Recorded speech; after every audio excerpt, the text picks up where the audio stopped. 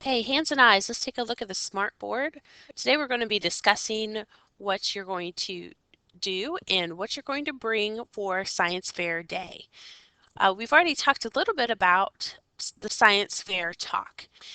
I wanted you to make sure that you knew your project backwards and forwards so you could have a really good conversation with your Science Fair judge. This shouldn't be like a memorized talk where you would only know what you had written down on index cards, and if you forgot to look down, you wouldn't be able to go on and explain.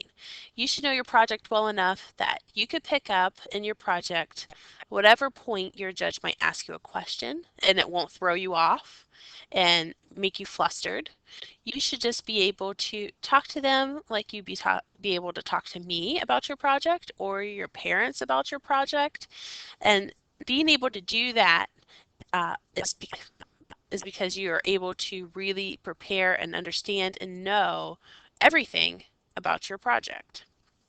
So whenever the judge first comes up to you, you always want to start out with this firm handshake because that gives off a good impression of self-confidence. So really make sure that you shake the hand of your judge and introduce yourself. So you really want to say your name and also your grade level, because remember, these judges are going to be judging kids of different grade levels.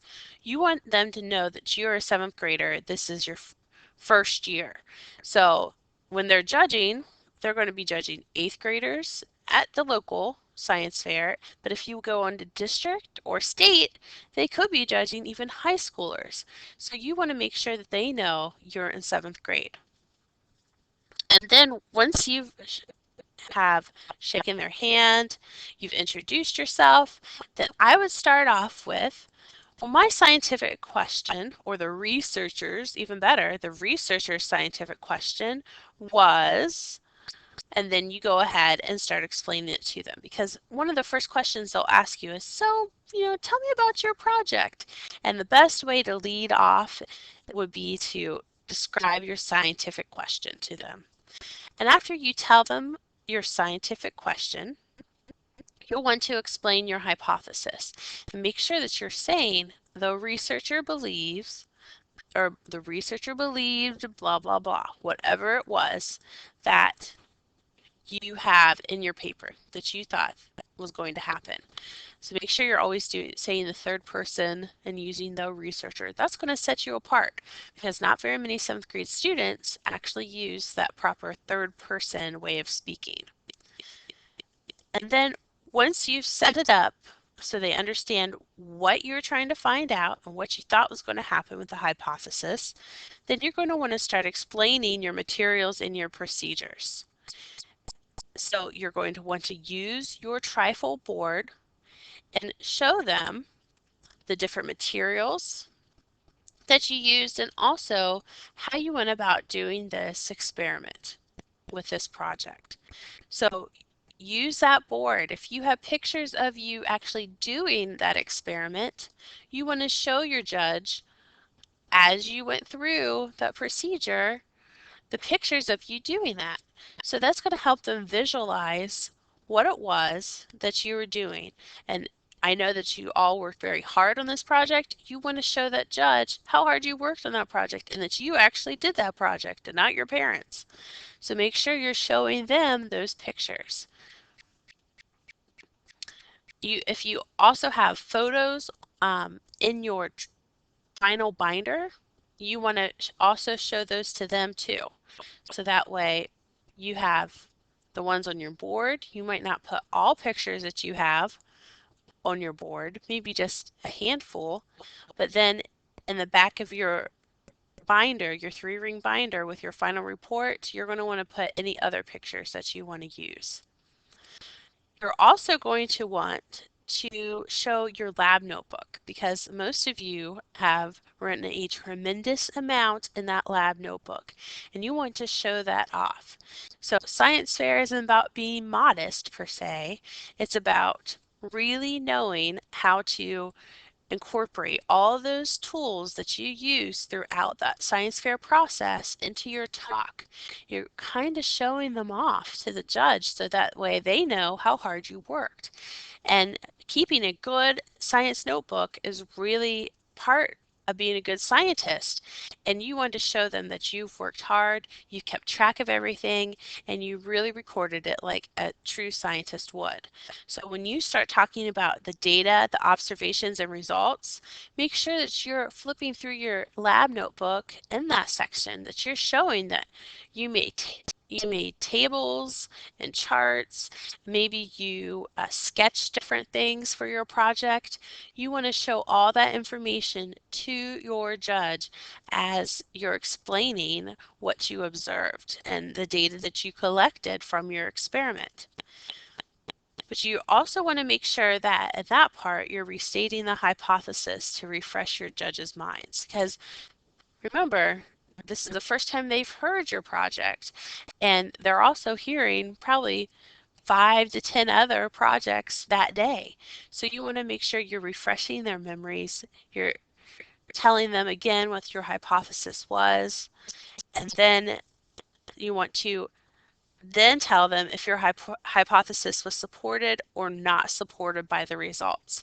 Now remember, you're just a 7th grader, and even if you're the best science fair student, it's highly unlikely that you're going to be proving or disproving your hypothesis with your one science fair project. To be able to prove or disprove in science takes many, many years of collaboration and experimentation.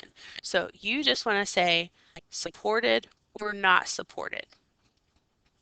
Then make sure that you explain those charts on your trifold or in your final report that show how it was supported or not supported.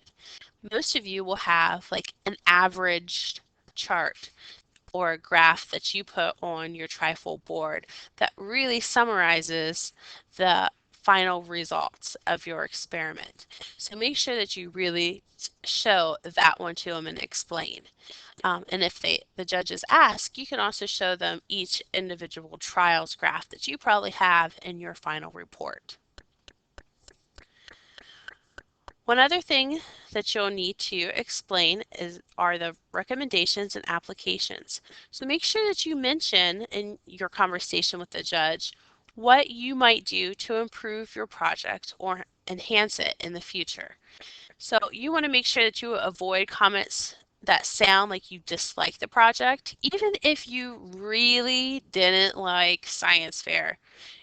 It's not going to be in your best interest to act like you really, really hated it. That's not going to be interpreted favorably by the judges. So really try to think, okay, now maybe my project didn't work out like I thought it would, but I'm going to try to make lemonade out of lemons, and I'm going to try to think of a good way where I can then maybe improve it the next year or make it better the next year somehow and learn from my experiences this year. Okay, so make sure that you have that. You've already written it out in a portion of your final report. You should be able to talk to your judges about that. That's why I made you have that part in your final reports, because you've already thought through it. And then whenever you're wrapping up, you're probably going to want to discuss how this project could really benefit society. So, and how it could affect somebody's real life, the real life application. So make sure to include that too. And finally, before the judges leave, make sure that you thank them. Remember, these judges are taking time out of their own lives. They're not getting paid to come and help you further your science background. They're doing this on a volunteer basis. So make sure that you thank them for their time. So shake their hand again, tell them it was nice to meet them, and then thank them.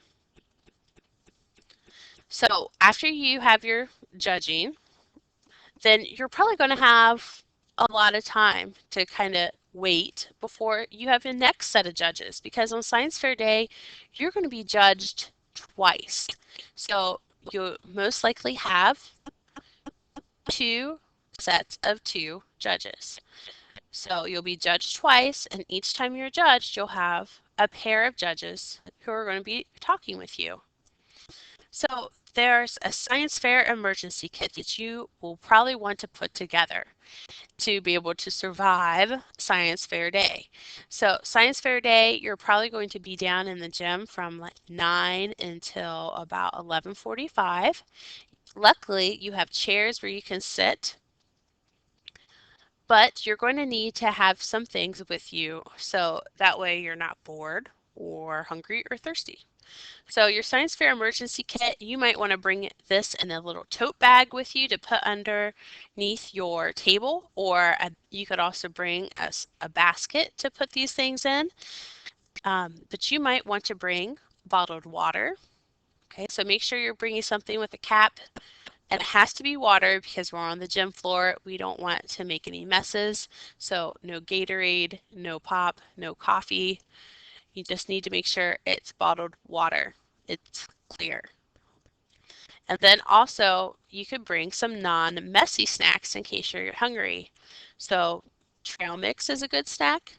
Granola bars is a good snack, but I shouldn't see any chips or crackers down on the gym floor because those are kind of messy. And if you drop one, people step on it and they usually crumble easily. So we don't want to see chips and crackers. So trail mix is good. Granola bars are good. You will want to bring a good book, maybe two if you're towards the end of one book, because I expect you to be sitting and waiting patiently and then reading a book, but not talking to your friends. Because if you are waiting for your judge and you're chit-chatting with your buddies and here are your judges coming to judge you, you don't know who they're coming to judge. And how about if that's the first impression that they get? That you're not taking it seriously, you're not really focusing, and you're there just to have a good time with your buddies. So you don't want to give off that first impression to your judges, but you might want to give off a studious first impression by sitting patiently and reading a book, and that would be a good first impression to give to your judges. You might also want breath mints because you're not going to be allowed to chew gum. And I know a lot of you like to chew gum. That's not professional. So if you're worried about having fresh breath for your judges, make sure you bring breath mints. But do not have gum.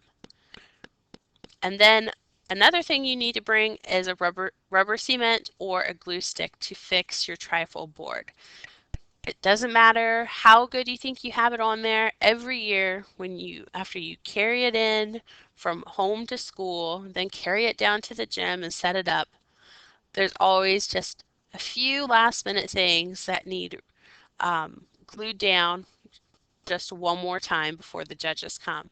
So save yourself a lot of hassle and headache trying to rush around finding those things by just bringing it yourself and putting it into your emergency kit.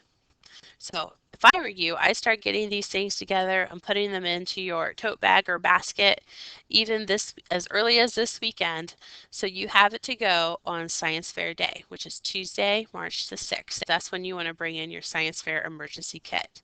Your trifold boards, though, are due on Friday, March the 2nd. Okay, so the only thing that you want to bring in on March the 2nd is the trifold board, but everything else you want to bring then on March the 6th. Okay, there's some prohibited items for science fair, like cell phones, gum, and flip-flops. So these things are not going to be allowed at science fair. If I see you have these things out, or you're chewing or wearing these things, then I will write you up because we've talked about it and let you know ahead of time that that is not what I'm expecting. So cell phones, I do not want to see a cell phone out. I do not want to see you looking at the time on a cell phone. I do not want to see you texting on a cell phone. I do not want to see you calling on a cell phone. If I see a cell phone out, I will take it and I will write you up because you are not supposed to have that out. Okay. Gum, again, we talked about that earlier. Gum's not professional. If you need to have fresh breath, and that is fine, bring a breath mint. But I don't want to see people chomping on their gum. Don't even try it. Because if you're just trying to get away with it and put it under your tongue when I walk by, when you're talking with your judges for an extended period of time, it could be 20 to 30 minutes where you're just talking with your judge. Good luck trying to keep that underneath your tongue. They're going to notice that you have gum in your mouth, and that's not professional. They're not going to like that. You need to make sure you don't have gum that day. And flip-flops. If it warms up by March the 6th where you think, oh, I could wear flip-flops with this outfit, don't. Don't wear flip-flops. Flip-flops are not professional. We want you to seem very professional and very studious. So make sure that you dress that part. So the next part, dress to impress. Guys, we expect you to wear dress shirts with collars, ties, dress pants, and nice dress shoes. So whatever you would normally wear, if you have a basketball game, let's say, step it up. Okay, so even better than that. So we want to make sure that you are really dressing to impress. You're scholarly, you're dressed nicely. You're there to impress your judges. Okay, if you need ties, Mr. Williard has a whole collection of ties. So if you need one, let me know. I can bring some in. And if you don't know how to tie a real tie, well, lucky for you, Mr. Williard will be there to help with the accounting firm of Williard and Williard. And so he can tie your tie before you go down and get judged. And girls, you have a little bit more flexibility in your dress. You could wear a dress pants and a nice dress shirt. You could wear a nice dress or skirt at an appropriate length. Okay, a lot of the girls like to wear very, very, very short skirts. Not appropriate. Okay, it needs to probably be down to about an inch above your knee. That would be appropriate. Okay, so if it's higher than an inch above your knee, not appropriate. And I see a lot of those at school. So do not wear those for science fair. Not appropriate for this event. Dress shoes. You need to wear dress shoes with a minimal heel because you're going to be standing a lot, so you don't want to have heels on. Okay, so dress shoes, make sure that they cover up your toes. That would be appropriate. Not huge heels, you're clacking around trying to carry things down to the gym, not going to work. So just try to wear minimal heels or flats, but I don't want to see any flip-flops or slippers. Those are not professional either. So just a nice dress shoe that covers your toes. Okay, so I think that covers most of the things that you're going to need for science fair. Now, you're lucky enough to have Mrs. Gabriel here for me today while Ashley's sick. Mrs. Gabriel was a science teacher at Bloom Carroll. She will also be one of your judges on Science Fair Day, and she helps run the district science fair at Ohio University Lancaster, which is your district science fair headquarters. So if you have any questions, please ask Mrs. Gabriel. I'm sure she has lots of advice to give from all of her experience. You're very lucky that she's here to help you today. So be very respectful, ask Mrs. Gabriel any questions, and have a good Friday.